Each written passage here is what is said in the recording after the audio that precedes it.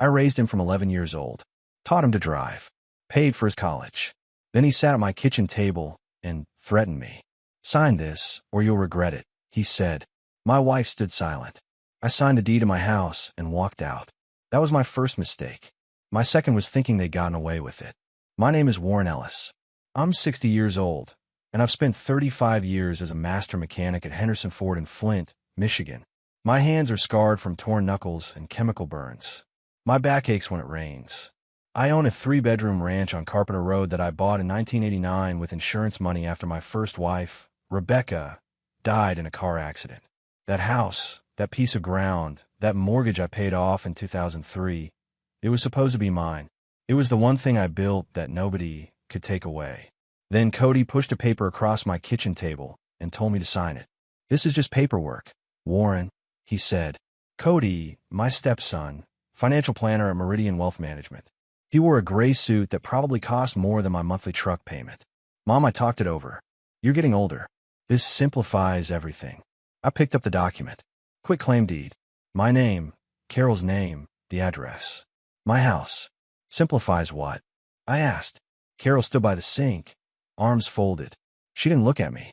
"It's for estate planning, Warren. Cody knows what he's doing. He does this for clients all the time." "I'm not a client," I replied. "I'm your husband." Cody leaned back in his chair. "Look, we can do this the easy way or the hard way. But either way, this is happening. Sign it now, or you'll regret it later." I looked at Carol, 22 years married. I'd raised her son like my own after his father bailed when the kid was 9. I'd paid for his college, co-signed his first apartment, bought him a car when he graduated. Now he sat in my kitchen, in my house, threatening me. "Carol," I said. She finally met my eyes. "Just sign it, Warren. Don't make this harder than it needs to be." After years as a father, after 2 decades of providing, protecting, sacrificing, my stepson threatened me, and my wife took his side. I felt something break inside my chest, something that had been holding me together for longer than I realized. I signed the paper. Didn't argue. Didn't yell. I just wrote my name where Cody pointed and slid it back across the table. "Smart move," Cody said, folding the document. I stood up, grabbed my jacket from the hook by the door, and walked out. Carol called after me once, but I didn't stop. I climbed into my F-150, the one with 200,000 miles and a passenger door that's stuck in the cold, and I drove. I didn't know where I was going. I just knew I couldn't stay in that house another minute. The streetlights blurred past. My hands were shaking on the wheel. By the time I pulled into the parking lot of a budget and off I-75, it was past midnight. The desk clerk barely looked up when I paid cash for 3 nights. The room smelled like old carpet and cleaning chemicals. I sat on the edge of the bed and stared at the wall. My phone buzzed twice with texts from Carol, but I didn't read them. I turned it face down on a nightstand and lay back. That's when it hit me. Not anger, not sadness, just a cold, clear understanding that I'd been played. Cody, the financial planner, the estate specialist, had used his professional knowledge to con his own stepfather, and Carol had let him. I closed my eyes, but sleep didn't come. Instead, I replayed every conversation from the last 6 months, looking for the moment when I should have seen this coming. When I finally drifted off around 4 in the morning, I dreamed about Rebecca, my first wife, the woman who'd never have let this happen. When I woke at dawn, my back screaming from the cheap mattress, one thought filled my head. I wasn't done yet. The diner off Dort Highway opened at 5. I was there at 5:15, sitting in a booth that smelled like bacon grease and burnt coffee. The waitress, a woman in her 60s with tired eyes and a name tag that said Deb, poured without asking. "Rough night?" she asked. "Something like that," I replied. She nodded like she'd heard it 1,000 times before and moved on to the next table. I wrapped my hands around the mug and stared out the window at the empty parking lot. My phone sat face up on the table. 7 missed calls. 12 texts. I didn't need to read them to know what they said. The eggs arrived. I ate mechanically, forcing food down because my body needed fuel even if my mind was somewhere else. When I finished, I pulled out the small notebook I kept in my truck, the one I used for tracking oil changes and tire rotations. I flipped to a clean page and started writing. November 14th, 8:47 p.m. Kitchen table. Cody presented quitclaim deed. Carol present, standing by sink. Cody's exact words, "Sign it now, or you'll regret it later. Carol's words. Don't make this harder than it needs to be. I wrote down everything I could remember. The time, the place, the words, the looks on their faces. My brother Donnie worked HVAC, been through 2 divorces, and he told me once that the difference between winning and losing came down to documentation. Write it down, he'd said. Dates, times, witnesses. Make it real on paper. When I finished, I called him. Warren. Donnie's voice was rough with sleep. It's not even 7. What's wrong? I told him. Not everything, just the skeleton of it. The deed, the threat, walking out. Donnie was quiet for a long moment. Then he said, Where are you now? Budget and off, 75. Stay there. Don't go back to the house. Don't talk to Carol or Cody. You hear me? I hear you. I'm serious, Warren. You sign under pressure. That matters. But if you go back now, if you start apologizing or trying to smooth things over, you'll muddy the water. You need a lawyer. I don't even know where to start. I do, Donnie replied. Woman named Judith Pearson. She handled my second divorce. Tough as nails. I'll text you her number. After we hung up, I sat in the booth and watched the morning shift arrive. Construction workers in mud-caked boots. A nurse still in scrubs. A young guy with a tie already loosened at 7 in the morning. Regular people, living regular lives, unaware that someone's world had just come apart at the kitchen table. My phone buzzed. Donnie's text. Judith Pearson. Tell her I sent you. Don't wait. Another buzz. Carol. We need to talk. Come home. I deleted her message and called the number Donnie sent. A receptionist answered, professional and brisk. I explained who I was, that Donnie Ellis had referred me, that I needed to speak with Ms. Pearson as soon as possible.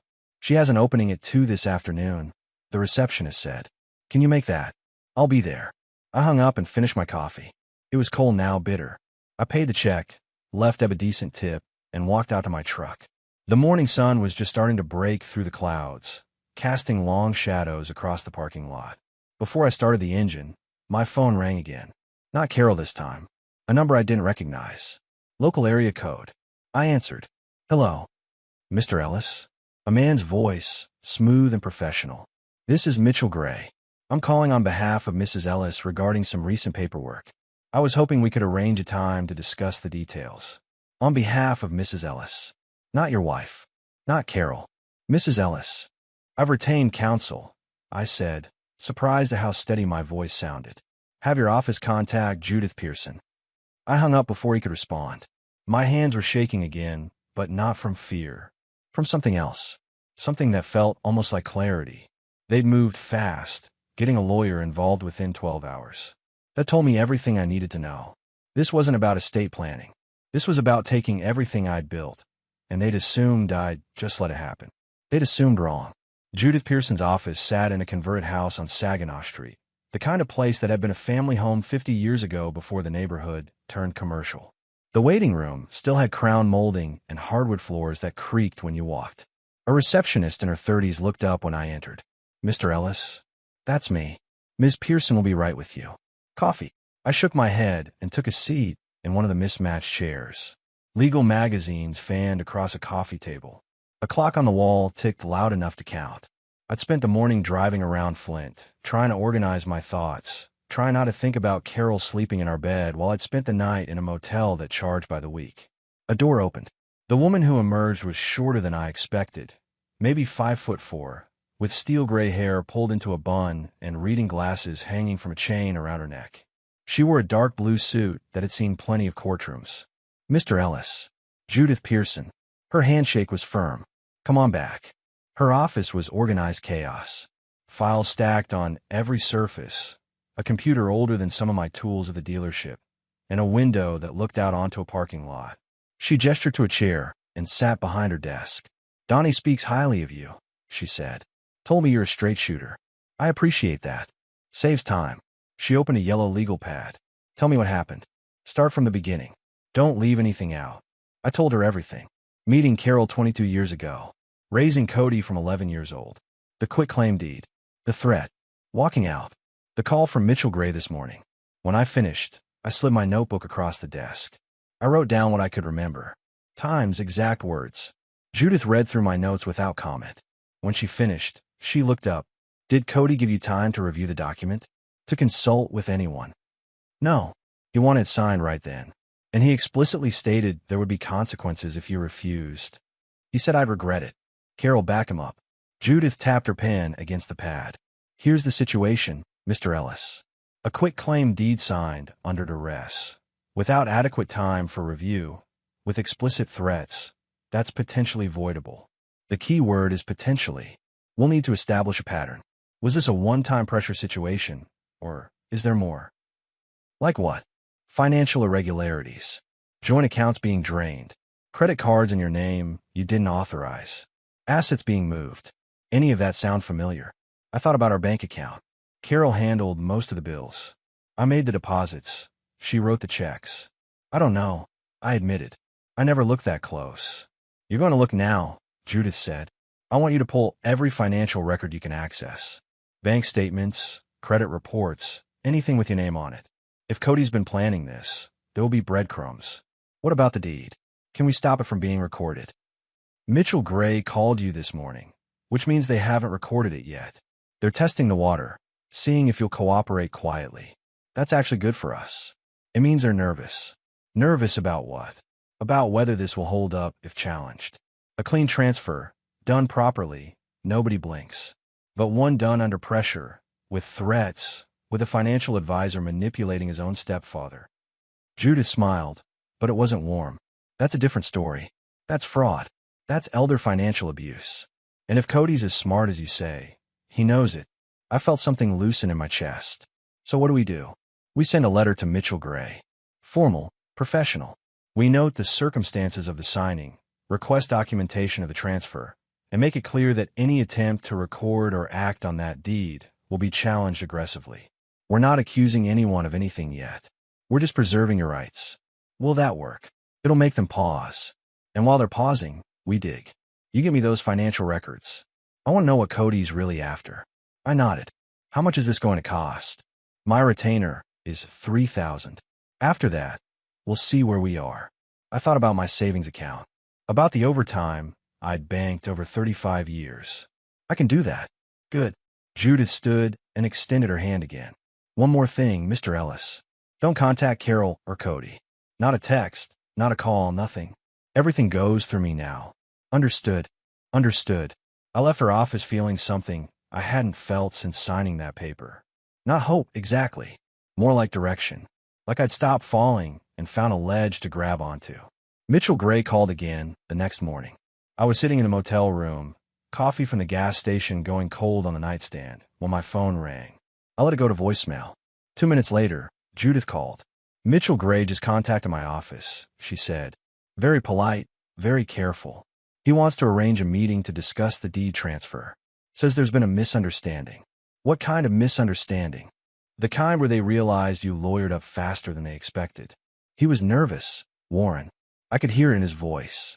That tells me we hit a nerve. What did you tell him? That we'd be happy to meet once we've reviewed all relevant financial documents related to the transfer. I also mentioned that any premature recording of the deed would be viewed as bad faith and challenged immediately. I smiled for the first time in 2 days. How'd he take that? About as well as you'd expect. He tried to smooth it over, talking about family harmony and avoiding unnecessary conflict. I told him family harmony should have been considered before his clients pressured you into signing legal documents at your kitchen table. What happens now? Now we wait for them to make the next move. But in the meantime, I need you to do something. Go to your bank. Pull statements from the last 5 years. Check for unusual withdrawals, transfers, anything that doesn't look right. If Carol or Cody has been moving money, I want to know about it. After we hung up, I drove to First State Bank on Bristol Road. The branch manager, a woman named Angela who'd handled my accounts for 15 years, smiled when I walked in. Warren, good to see you. What can we do for you today? I need copies of all my account statements. Joint checking, savings, everything. Going back 5 years. Her smile faded slightly. Is everything all right? Just need to review some things. Can you help me? Of course. Give me about 20 minutes. I sat in the lobby and watched people come and go. A young couple opening their first joint account. An older man depositing a check. Regular banking, regular lives. I wondered if any of them knew how fast things could fall apart. Angela returned with a thick manila envelope. Everything's in here. If you need anything else, just let me know. Thanks, Angela. I took the envelope back to the motel and spread the statements across the bed. 5 years of transactions, every deposit and withdrawal, every check and electronic transfer. It took me an hour to spot the first irregularity. A withdrawal for $8,000, 18 months ago. The memo line said home repairs. I didn't remember any repairs that cost $8,000. I kept looking. Another one. $6,000, 10 months ago. Medical expenses. I hadn't been to a doctor in 2 years, except for a physical the plant required. Then another. $12,000, 4 months ago. Investment opportunity. I added them up. $26,000. Gone from accounts I'd built over 3 decades of overtime and careful saving. Money I didn't authorize. Money I didn't even know was missing. I called Judith. Found something, I said, and told her about the withdrawals. She was quiet for a moment. That's substantial. Were these accounts joint with Carol? Yes. Then technically she had legal access. But combined with the quitclaim deed, with Cody's profession, this starts to look like a pattern. Like they've been planning this for a while. What do we do with this? We document it. We add it to the file. And when we sit down with Mitchell Gray, we make it very clear that we know exactly what's been happening. This isn't about one piece of paper anymore, Warren. This is about financial manipulation spanning more than a year. That changes everything. That afternoon, Carol texted me. The first message since I walked out. We need to talk. Please. I didn't respond. I'd said everything I needed to say when I signed my name on that deed. Now it was time to let the law say the rest. 3 days after finding the financial irregularities, I got a call from Judith. Her voice had an edge I hadn't heard before. Warren, I need you to come to my office. Today, if possible. What's wrong? Nothing's wrong. I found something. Something big. I was there in 40 minutes. Judith had papers spread across her desk, like she'd been working through the night. She looked up when I entered, and I saw something in her expression that made my stomach tighten. Sit down, she said. I sat. I did some digging into Carol's first marriage. Public records, court filings, that sort of thing. I wanted to see if there was any history of financial disputes. She slid a document across the desk. This is the divorce decree from Carol and Cody's father, dated 1996. I picked it up. The legal language was dense, but certain phrases jumped out. Fraudulent transfer of marital assets, concealment of joint property, coercion and undue influence. I don't understand, I said. Carol's first husband, David Palmer, he filed these allegations during their divorce. Claimed she pressured him into signing over the house they owned jointly, then immediately filed for divorce. He fought it, but by the time the case went to court, she'd already sold the property and the money was gone. The judge ruled against him because he couldn't prove the signature was coerced. The room felt smaller. She's done this before. Not just her. Look at who represented her in that case. Judith tapped another document. Mitchell Gray. He was a junior associate back then, working for a bigger firm. But it was his first big case. Carol was his client. So they've worked together before. For almost 30 years. And here's where it gets interesting. She pulled out another file. I ran a property search on Cody. Guess what address came up as his business registration? I don't know. Your house. 2847, Carpenter Road. He registered his financial planning business there 2 years ago, which means legally, he's been establishing residency and business presence at that address. If they'd gotten away with the quitclaim deed, he could argue he had a legitimate claim to the property based on business operations. I felt sick. This was planned. Meticulously. The withdrawals, the deed, Cody's business registration, all of it. They've been setting this up for years. And if you hadn't walked out, if you hadn't hired counsel immediately, they probably would have succeeded. What do we do now? Now we go on offense. I'm filing a motion to void the deed based on fraud and duress. We're also going to request a full accounting of all marital assets, including an investigation into where those withdrawn funds went. And I'm reporting the situation to the Michigan Department of Insurance and Financial Services. Cody's a licensed financial planner. If he's using his professional knowledge to defraud family members, that's grounds for losing his license. Will that work? It'll hurt. A lot.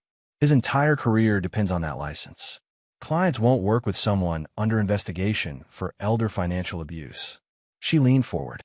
But Warren, I need to be straight with you. This is going to get ugly. Carol and Cody will fight back. They'll make accusations. They'll try to paint you as vindictive or mentally unstable. Are you prepared for that? I thought about the motel room I'd been living in for a week, about the house I bought with Rebecca's insurance money, the one Carol was trying to steal, about 35 years of honest work at the dealership, building something solid. I'm prepared, I said. That evening, Donnie called me. You need to come by the house. Not your house. My house. Why? Just come. Trust me. Donnie lived in a small bungalow on the east side of Flint. When I arrived, he was sitting on the porch with a beer and a grim expression. He handed me an envelope when I sat down. What's this? Open it. Inside was a photograph. Carol and a man I didn't recognize, sitting close together in what looked like a restaurant booth. The angle suggested it was taken from across the room, maybe with a phone. The man had his hand on Carol's arm. She was smiling. Who is he? His name's Robert Vance. Works in commercial real estate. I've seen them together twice now. Coffee shop last week. That restaurant 3 days ago. I stared at the photo. How'd you get this? I've been keeping an eye on things. After you told me what happened, I started watching the house. Saw her leave one afternoon. Followed her. Donnie took a drink. Warren, I don't think Cody's the only one planning an exit strategy. The pieces started fitting together in a way that made my chest hurt. The urgency to get the deed signed. The withdrawals over the past 2 years. Mitchell Gray on speed dial. Carol wasn't just helping her son steal my house. She was setting herself up for the next chapter of her life, one that didn't include me. How long? I asked. Don't know. Could be months, could be longer. But it's not new. They look comfortable together. I put the photo back in the envelope. Does Judith need to see this? Probably. Establishes motive. Shows this wasn't about estate planning for your benefit. This was about liquidating assets before filing for divorce. I sat there on my brother's porch as the sun went down, holding evidence of a betrayal that somehow felt worse than the deed, worse than the stolen money. At least those were about greed. This was about replacing me entirely, erasing 22 years like they'd never happened. Thanks for watching out, I said finally. Donnie shrugged. That's what brothers do. Question is, what are you going to do now? I thought about Judith's question. Was I prepared for how ugly this would get? I'm going to finish it, I said. Whatever it takes. The mediation was scheduled for Friday morning at the county courthouse. Judith had pushed for it, arguing that both parties needed to establish their positions before things escalated further. Mitchell Gray had agreed, probably hoping he could smooth everything over in person. I arrived 15 minutes early. The courthouse smelled like old wood and floor wax. Judith met me in the hallway, carrying her briefcase and wearing the same no-nonsense expression I'd come to trust. Remember what we discussed, she said. Stay calm. Don't engage directly with Carol or Cody. Let me handle the talking. Your job is to sit there and look like a man who's not going anywhere. I can do that. We entered the mediation room. Carol was already there, sitting beside Cody. She looked smaller than I remembered, or maybe I was just seeing her differently now. Cody wore a charcoal suit and an expression of practiced concern. Mitchell Gray sat at the head of the table, organizing papers. Mr. Ellis, Gray said, nodding. Ms. Pearson, thank you for coming. Let's get started, Judith replied, sitting down. I took the chair beside her. Gray cleared his throat. I think we can all agree that this situation has gotten more complicated than anyone intended. My clients are willing to discuss a reasonable resolution that addresses everyone's concerns. What kind of resolution? Judith asked. Carol spoke up, her voice soft. Warren, this doesn't have to be adversarial. We're family. We can work this out. I looked at her, but didn't respond. Judith had been clear. Don't engage. Cody leaned forward. We're prepared to void the quitclaim deed if certain conditions are met. Dad, you're not getting any younger. We just want to make sure Mom's taken care of if something happens to you. Don't call him that, Judith said flatly. Mr. Ellis isn't your father. He was your stepfather, past tense. And we're not here to negotiate based on your manufactured concerns about his health. Gray shifted uncomfortably. Perhaps we should focus on finding common ground. Common ground would have been not threatening my client in his own kitchen, Judith replied. She opened her briefcase and pulled out a folder. Since we're discussing reasonable resolutions, let's review what we've discovered. $26,000 withdrawn from joint accounts over the past 18 months, none of it authorized by Mr. Ellis. A business registration filed by Mr. Kane at Mr. Ellis's property without his knowledge. And most interesting, a pattern of similar behavior from Mrs. Ellis's previous marriage. Carol's face went pale. Cody shot a look at Mitchell Gray, who suddenly found his notes very interesting. I don't know what you're talking about, Carol said. Judith slid a document across the table. Divorce decree. Carol Ellis versus David Palmer, 1996. Allegations of fraudulent asset transfer. Sound familiar? And Mr. Gray, interesting that you represented Mrs. Ellis in that case as well. Small world. The room went silent. Mitchell Gray picked up the document, scanned it, and set it back down. That case was resolved nearly 30 years ago. Resolved because the victim couldn't prove coercion in time. But we can. We have Mr. Ellis's contemporaneous notes from the night of the signing. We have text messages. We have a clear timeline. And we have a pattern. Cody's jaw tightened. This is ridiculous. We were trying to help. Help. I spoke for the first time, unable to stay quiet any longer. You threatened me, Cody. In my own house. After everything I did for you. Warren, please, Carol started. No. I kept my eyes on Cody. I taught you to drive. I paid for your education. I co-signed your first car. I treated you like my own son. And you sat at my kitchen table and told me I'd regret it if I didn't sign away my house. Cody opened his mouth, then closed it. For the first time since this started, he looked uncertain. Judith pulled out another folder. We're also filing a complaint with the Michigan Department of Insurance and Financial Services regarding Mr. Kane's conduct. Using his position as a financial advisor to manipulate a family member into signing legal documents? That's grounds for license suspension at minimum. You can't do that, Cody said, his voice rising. We already did. They'll be contacting you within the week. Mitchell Gray held up his hands. Let's all take a breath. Clearly there have been some misunderstandings. There's been no misunderstanding, Judith interrupted. There's been attempted fraud. The question now is whether your clients want to resolve this quietly or publicly. Because if we go to court, all of this becomes public record, including Mrs. Ellis's history and Mr. Kane's professional misconduct. Carol's composure finally broke. Warren, please, don't do this. I looked at her, this woman I'd loved for 22 years, and felt nothing but tired. You did this, Carol. The day you let Cody threaten me and didn't say a word to stop it. The mediation ended 30 minutes later with no agreement. As we walked out, Judith put a hand on my arm. That went better than I expected, she said. How do you figure? They're scared. Really scared. Gray knows his clients are exposed. Give it a week. They'll come back with a better offer. What if they don't? Then we go to court, and we win. I walked out of the courthouse into the cold November air, feeling something shift inside me. Not victory. Not yet. But for the first time since signing that paper, I felt like myself again. Like a man who'd stopped taking punches and started throwing them back. Mitchell Gray called Judith on Tuesday morning. I was at the dealership, trying to focus on a transmission rebuild, when my phone rang. Warren, they want to settle, Judith said. Her voice was calm, but I could hear the satisfaction underneath. Gray just sent over a proposal. What kind of proposal? Come by the office at lunch. You need to see this in person. An hour later, I sat across from Judith while she laid out the terms. Carol and Cody would void the quitclaim deed.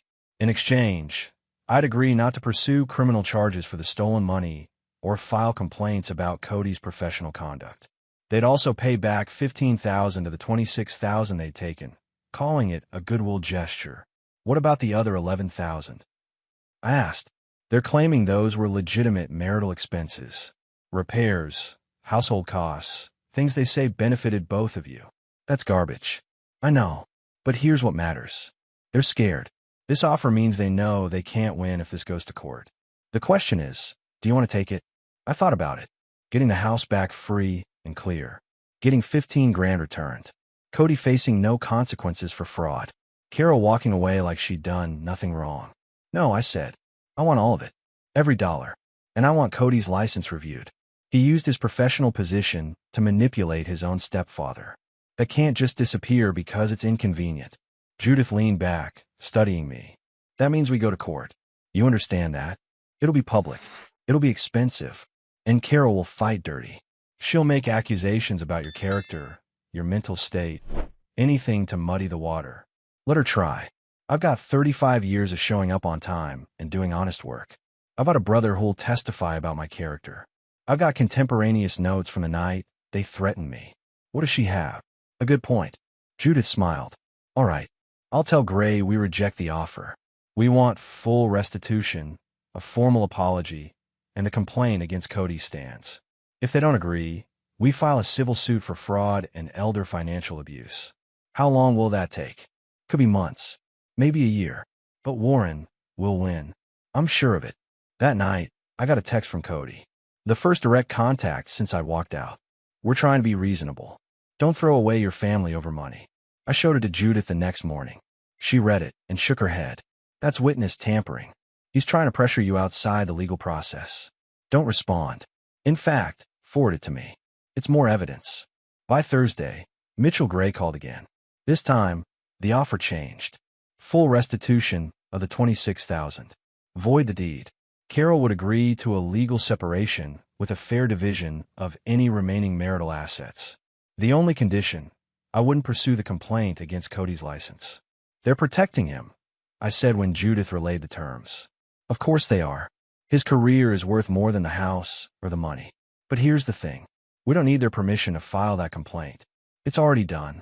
The state board will investigate regardless of whether we settle. This condition is meaningless. So we take it. I think we should. You get your house, your money, and your freedom. Carol gets out of the marriage without a drawn-out divorce battle. And Cody still faces professional consequences. It's as close to a win as we're going to get without spending a year in court. I thought about the house on Carpenter Road. About sleeping in a motel for 2 weeks. About starting over at 60 years old. What about the affair? The guy Carol's seeing? We can use it as leverage in the separation agreement. Make sure she doesn't try to claim spousal support or half your pension. Want me to include it? Yeah, I want all documented. Everything she did. So there's no question about who destroyed this marriage. Judith drafted the settlement. By Friday afternoon, Mitchell Gray had signed off on behalf of Carol and Cody. The quitclaim deed was voided. The money would be returned in 30 days. Legal separation would be filed within the week. It's over, Judith said when she called with the news. You can go home, Warren. But when I drove past the house that evening, Carol's car was in the driveway. Lights on in the kitchen. For a moment, I almost kept driving. Then I remembered.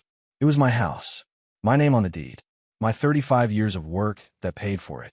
I pulled into the driveway, grabbed my duffel from the truck, and walked up to the front door. I still had my key. The lock turned smooth. Inside, Carol stood in the living room like she'd been waiting. Warren, she said. Her voice was small. I'll be staying in the guest room. I replied, walking past her. You've got 2 weeks to find somewhere else. That's what the separation agreement says. Can we talk about this? I stopped and turned. There's nothing to talk about, Carol. You made your choices. You let your son threaten me. You stole from me. You were planning to leave me anyway. So no, we're done talking. I went to the guest room and closed the door. Through the wall, I heard her crying. I felt nothing. 2 days later, Cody showed up while Carol was packing. I was in the garage, organizing tools, when I heard his voice in the kitchen.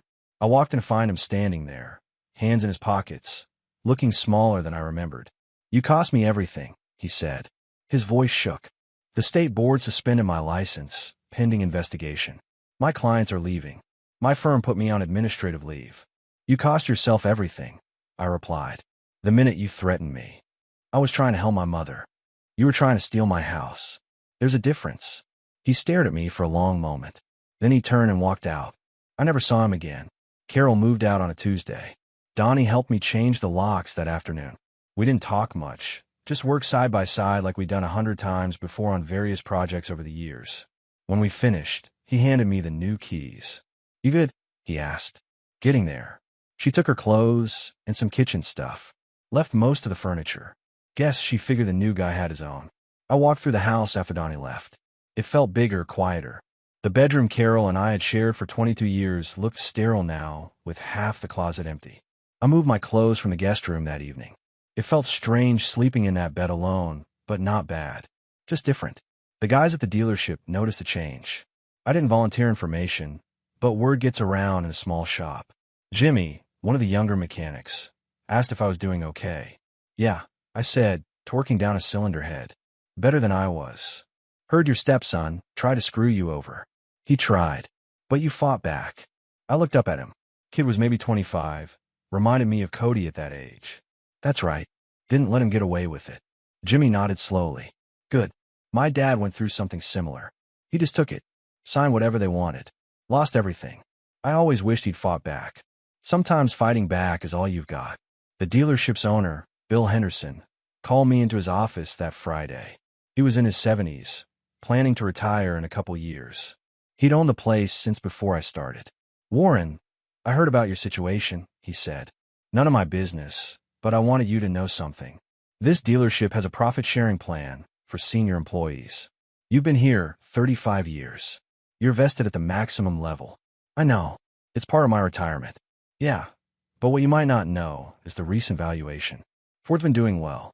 Your share of the profit pool is currently sitting at about $240,000. I sat up straighter. $240,000. Give or take. I wanted you to know in case you need it for legal fees or whatever else. You can access it early with some penalties, or you can let it ride until you retire. Your call. I thought about Cody and Carol trying to steal a $300,000 house while I had $250,000 in profit sharing they knew nothing about. The irony almost made me laugh. I'll let it ride, I said. But thanks for telling me, Bill. You're a good man, Warren. One of the best mechanics I've ever had. Whatever you went through at home, it doesn't change that. Thanksgiving came 2 weeks later. I spent it at Donnie's house with his kids. His ex-wife had them for Christmas, so he got the fall holiday. The table was loud with conversation. Kids arguing over who got the biggest piece of pie. Normal family chaos. The kind I tried to build with Carol and Cody and failed. You thinking about dating again? Donnie asked after dinner while we watched football. Maybe eventually. Not ready yet. Fair enough.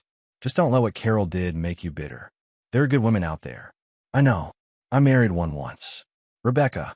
Then she died and I thought Carol could fill that space. But you can't replace people. You can only move forward. That's wise, brother. In early December, I got a letter from the Michigan Department of Insurance and Financial Services. Cody's financial planning license had been suspended for 18 months, pending completion of ethics training and restitution verification. His firm had terminated his employment. The letter noted that this was a matter of public record. I filed it away and went back to work. The house felt more like mine every day. I replaced the kitchen table where I'd signed the deed, bought a new one at a furniture outlet, put it together myself, sat down that first night and ate dinner at it alone, and it felt right. By Christmas, I had a routine. Work, gym, home. Sometimes Donnie stopped by for a beer. Sometimes I drove out to visit Rebecca's grave and told her about everything that had happened. I didn't cry anymore, just talked like she could hear me. Maybe she could. On New Year's Eve, I stayed home, watched the ball drop on TV with a glass of whiskey. When midnight hit, I raised the glass to the empty room. Here's to not getting erased, I said aloud. Here's to standing your ground. The house didn't answer, but I didn't need it to. I'd answered for myself when I walked out of that kitchen 2 months ago. When I hired Judith. When I fought back instead of letting them take everything. At 60 years old, I'd learned something crucial. The strongest thing a man can do isn't staying in a bad situation out of loyalty. It's knowing when to walk away, when to fight, and when to rebuild. I was rebuilding, one day at a time, and that was enough. Spring came to Flint with the kind of hope that only exists after a hard winter. I spent March fixing up the house, replacing things that reminded me of Carol. New curtains in the living room, fresh paint in the bedroom, small changes that made the space feel like mine again. Donnie stopped by one Saturday while I was working in the garage, organizing tools I hadn't touched in months. You seem different, he said, handing me a beer from the cooler he'd brought. How so? Lighter. Like you're not carrying something heavy anymore. He was right. The anger that had fueled me through the legal battle had burned itself out, leaving something clearer behind. Not forgiveness. I'd never forgive Carol or Cody for what they tried to do, but I'd stopped letting it define me. Met someone last week, I said, surprising myself by sharing it. Woman named Helen. She brings her car into the dealership. Transmission trouble. Donnie grinned. And you fixed more than her transmission. We got coffee after. She's divorced, 2 grown kids, works as a nurse at Hurley Medical. She knows about Carol and Cody. I told her straight up what happened. She didn't run. That's good, Warren. Real good. Helen and I started seeing each other regularly. Nothing rushed, nothing complicated. Just two people who'd been through difficult marriages finding comfort in honesty. She made me laugh. I made her feel safe. It was enough. The profit-sharing check from the dealership arrived in April. $243,000 after taxes. I put most of it into investments, kept some for improvements on the house. For the first time in my life, I felt financially secure in a way I'd never experienced, even after 35 years of steady work. Bill Henderson called me into his office in early May. "Warren, I'm retiring at the end of the year. I want you to consider taking over as service manager. 20% raise, full benefits, chance to run the department your way." I thought about it for exactly 5 seconds. "I'd be honored, Bill." "Good. You've earned it. Everything you went through this year, you never let affect your work. That's the kind of man I want running my service department." At 60 years old, I was getting a promotion, dating a good woman, and living in a house that was finally completely mine. The contrast to where I'd been 6 months ago was staggering. I drove past Carol's new apartment one evening, not to spy, but because it was on the way to Helen's place. She lived in a small complex on the north side, the kind of place people moved to when they were starting over with less. I didn't feel satisfaction seeing it, just a quiet recognition that choices have consequences. Cody's financial planning firm had closed. I heard through mutual acquaintances that he'd moved to Grand Rapids, working retail while his license suspension ran out. Whether he'd ever get his career back, I didn't know. Didn't much care either. The house on Carpenter Road stood solid, just like it had for the 36 years I'd owned it. Rebecca's insurance money had bought it. My work had maintained it. Carol had tried to steal it, but it remained mine. Some nights, I'd sit on the porch with a beer and watch the neighborhood settle into evening. Kids playing in yards. Couples walking dogs. Normal life, continuing the way it always had, indifferent to individual struggles. I'd fought for this, for the right to sit on my own porch, in my own house, living my own life. And I'd won, not because I was smarter or stronger, but because I'd refused to disappear quietly. That mattered. Maybe it was the only thing that really did. The 1-year anniversary of signing the quitclaim deed fell on a Tuesday in November. I marked it privately, remembering the fear and confusion of that night. Then I let it go. Helen and I had been dating for 7 months. She'd met Donnie and his kids. I'd met her daughters, both nurses like their mother. We talked about moving in together eventually, but neither of us was in a hurry. We both learned that rushing into things led to mistakes. The service manager position at the dealership suited me. I had a small team of mechanics I trusted, systems that worked, customers who came back because they knew we'd treat them right. It was satisfying in ways the wrench work had been, but different, more about leadership than labor. Judith Pearson sent me a final accounting in December. All legal fees paid. The settlement with Carol finalized. Cody's license suspension documented. The case was closed. "You did good, Warren," she wrote in a note attached to the paperwork. "Most men in your position would have either folded immediately or gotten so angry they'd have destroyed themselves. You found a middle path. You fought smart. That's rare." I kept the note in my desk drawer, along with the notebook I'd used to document everything that first night. Reminders that standing up for yourself didn't require violence or vengeance, just clarity and persistence. Christmas that year was different. Helen and I hosted dinner at the house. Donnie and his kids, Helen's daughters and their families, even Bill Henderson stopped by for dessert. The kitchen table I bought to replace the old one seated 10 people comfortably. The house rang with conversation and laughter. Rebecca's photo still hung in my bedroom, a reminder of the woman who'd made this house possible. I'd loved her completely. Carol had tried to erase that, to rewrite history, so my life before her didn't matter. She'd failed. On New Year's Eve, Helen and I stayed in. We cooked steaks, watched old movies, talked about the year past and the year ahead. When midnight came, she raised her glass. "To new chapters," she said. "To new chapters," I echoed. We kissed as fireworks popped somewhere in the neighborhood. The house was warm. The future was open. The past was settled. I'd started this year being threatened in my own kitchen, sleeping in motels, wondering if I'd lose everything I'd built. I ended it with a promotion, a good woman beside me, and a house that was unquestionably, legally, permanently mine. The lesson wasn't complicated. When someone tries to erase you, to take what's yours, to rewrite your life story without your permission, you have two choices: accept it or fight back. I'd chosen to fight, Not with fists, but with documentation, lawyers, and the refusal to disappear. At 61, I was just beginning to understand what the rest of my life could look like. There would be time with Helen, time with family, time to enjoy the work I put into this house and this life. Carol and Cody had tried to steal my future. Instead, they just taught me how much I had worth protecting. For that inadvertent lesson, I was almost grateful. Almost. I looked around the living room, at Helen curled up on the couch, at the fire burning in the fireplace I'd rebuilt myself 10 years ago, at the walls that held 36 years of memories. This was mine, every inch of it, and nobody would ever take it again.